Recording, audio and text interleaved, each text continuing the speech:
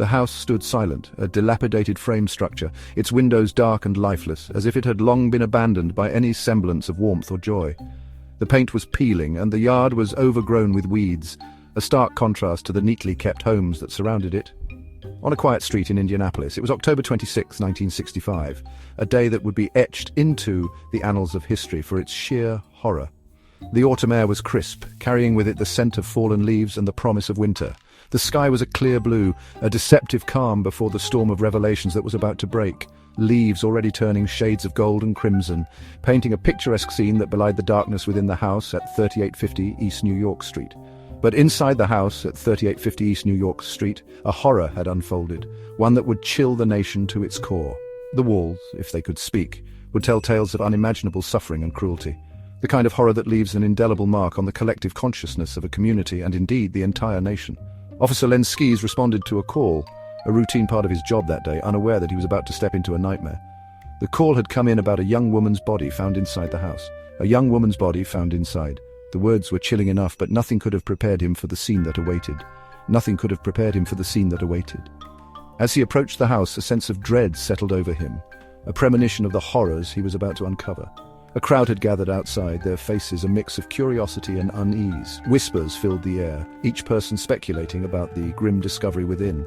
Skees pushed through them, his heart pounding with a police officer's instinct that something was terribly wrong. The murmurs grew louder as he made his way to the door, each step heavy with the weight of impending doom. His heart pounding with a police officer's instinct that something was terribly wrong. Inside the house, the air was thick with the stench of decay and something else, something unsettlingly off. Inside the house, the air was thick with the stench of decay and something else, something unsettlingly off.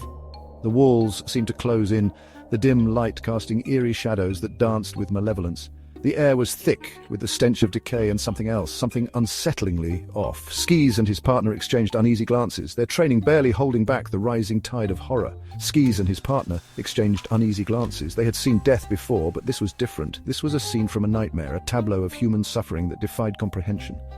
They had seen death before, but this was different.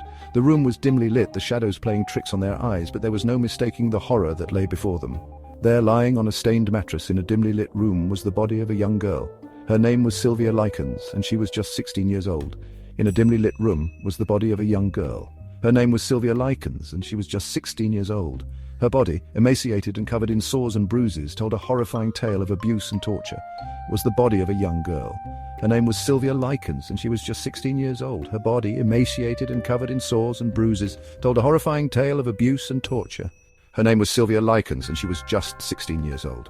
Her body, emaciated and covered in sores and bruises, told a horrifying tale of abuse and torture. Sylvia Likens didn't just die, she was murdered, and she was just 16 years old. Her body, emaciated and covered in sores and bruises, told a horrifying tale of abuse and torture. Sylvia Likens didn't just die, she was murdered. The discovery of Sylvia Likens' body sent shockwaves through the community and beyond. Her body, emaciated and covered in sores and bruises, told a horrifying tale of abuse and torture. Sylvia Likens didn't just die, she was murdered.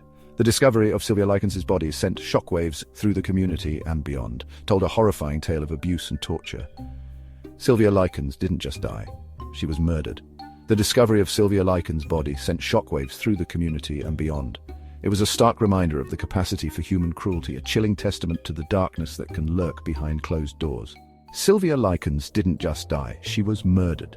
The discovery of Sylvia Likens' body sent shockwaves through the community and beyond. It was a stark reminder of the capacity for human cruelty, a chilling testament to the darkness that can lurk behind closed doors. The discovery of Sylvia Likens' body sent shockwaves through the community and beyond. It was a stark reminder of the capacity for human cruelty, a chilling testament to the darkness that can lurk behind closed doors, sent shockwaves through the community and beyond. It was a stark reminder of the capacity for human cruelty, a chilling testament to the darkness that can lurk behind closed doors. This wasn't just a murder, it was a gruesome spectacle of depravity that would forever stain the conscience of those who learned of it. It was a stark reminder of the capacity for human cruelty, a chilling testament to the darkness that can lurk behind closed doors. This wasn't just a murder, it was a gruesome spectacle of depravity that would forever stain the conscience of those who learned of it, a chilling testament to the darkness that can lurk behind closed doors. This wasn't just a murder, it was a gruesome spectacle of depravity that would forever stain the conscience of those who learned of it, that can lurk behind closed doors. This wasn't just a murder, it was a gruesome spectacle of depravity that would forever stain the conscience of those who learned of it, This wasn't just a murder, it was a gruesome spectacle of depravity that would forever stain the conscience of those who learned of it. The story of Sylvia Likens is a haunting reminder of the depths of human cruelty and the importance of vigilance in protecting the vulnerable among us. It was a gruesome spectacle of depravity that would forever stain the conscience of those who learned of it. The story of Sylvia Likens is a haunting reminder of the depths of human cruelty and the importance of vigilance in protecting the vulnerable among us. That would forever stain the conscience of those who learned of it. The story of Sylvia Likens is a haunting reminder of the depths of human cruelty and the importance of vigilance in protecting the vulnerable among us, of those who learned of it. The story of Sylvia Likens is a haunting reminder of the depths of human cruelty and the importance of vigilance in protecting the vulnerable among us. It serves as a stark warning that such horrors can happen anywhere, even in the most seemingly peaceful neighborhoods. Sylvia Marie Likens was born on January 3, 1949, in a small town in Indiana. Her birth marked the beginning of a life that would be filled with both moments of joy and profound hardship. She was the third of 5 children born to Lester and Betty Likens, a couple who, despite their best efforts, struggled to provide a stable home for their growing family. Theirs was a life of transience and instability, marked by frequent moves and financial uncertainty. Lester, a carnival worker, took on jobs wherever he could find them, which meant the family was constantly on the move. The carnival life was colourful and vibrant, but it was also unpredictable and harsh. The family often lived out of suitcases, never staying in one place long enough to put down roots. Sylvia, despite the upheaval, was described as a bright and cheerful child, always finding ways to bring joy to those around her. Her infectious smile and positive attitude were a beacon of light in the midst of her family's struggles. She had a special bond with her siblings, particularly her younger sister Jenny, who looked up to Sylvia as a source of strength and comfort. Life for the Likens children was far from idyllic. They often lived in run-down homes and wore hand-me-down clothes. The constant moving made it difficult for them to form lasting friendships or feel a sense of security. Money was tight, and the family often struggled to make ends meet. Meals were sparse, and the children learned to make do with very little. Despite these hardships, Sylvia remained hopeful and resilient. The instability of their nomadic lifestyle meant that the children were constantly uprooted, bouncing from one school to another. Each new town brought the challenge of adjusting to a new environment and making new friends, a task that was particularly hard for Sylvia and her siblings. They never quite found a place to belong, always feeling like outsiders looking in. The frequent moves took a toll on their education and social development, leaving them feeling isolated and disconnected. By 1965, the strain on Lester and Betty's marriage had become unbearable. The constant financial pressure and instability led to frequent arguments and eventually a separation. The family was fractured, and the children were caught in the middle of their parents' turmoil. Desperate for stability for her children, Betty made the fateful decision to leave Sylvia and her younger sister Jenny in the care of Gertrude Baniszewski, a single mother of 7 who lived in a modest home on East New York Street. Betty hoped that this arrangement would provide her daughters with the stability and care they needed. Gertrude Baniszewski's home appeared to be a safe haven, a place where Sylvia and Jenny could find some semblance of normalcy. However, appearances can be deceiving, and the reality of their new living situation was far from what Betty had envisioned. It was a decision that would have devastating consequences, setting in motion a chain of events that would culminate in unimaginable tragedy. The Baniszewski home, which seemed like a refuge, would soon become a place of horror and suffering for Sylvia. The chain of events that followed was like a series of falling dominoes, each one leading inexorably to the next, with a sense of impending doom that was palpable. The clock was ticking, and Sylvia's fate was sealed in ways that no one could have foreseen. Sylvia, filled with the hope and optimism of youth, was unaware that she was stepping into a nightmare. Her bright spirit and trusting nature would soon be tested in ways that would leave an indelible mark on all who knew her story. Gertrude Baniszewski, the woman entrusted with the care of Sylvia and Jenny Likens, seemed on the surface an unlikely monster. Born in 1929, she had endured a difficult childhood marked by poverty and the early death of her mother. She married young, seeking escape and stability, but her marriage was plagued by domestic abuse and financial hardship. By the summer of 1965, Gertrude was a 36-year-old single mother struggling to raise 7 children in a rundown home. Life had dealt her a difficult hand, leaving her physically frail and emotionally depleted. She relied on the meager income from ironing clothes to keep her family afloat, a testament to her resilience, but also a constant reminder of her precarious existence. Despite her hardships, Gertrude was known in the neighborhood as a strict but seemingly devoted mother. However, beneath the surface of her stoic exterior lay a wellspring of resentment and anger, fueled by years of hardship and a deep-seated sense of inadequacy. Her own experiences of abuse and deprivation had left invisible scars, twisting her worldview and warping her sense of right and wrong. Unbeknownst to those around her, Gertrude was a ticking time bomb, her capacity for cruelty waiting for the right moment to explode. Section 4, Summer of '65, A Fateful Encounter. The summer of 1965 was a time of change and upheaval in America. The streets were alive with the sounds of protest, and the air was thick with the promise of transformation. It was a period marked by both hope and despair, as the nation grappled with its identity and future. The civil rights movement was gaining momentum, challenging the nation to confront its deeply ingrained prejudices. Marches, sit-ins, and speeches filled the news, as leaders like Martin Luther King Jr. inspired millions to dream of a more just and equal society. The struggle for civil rights was not just a fight for legal equality, but a battle for the soul of America.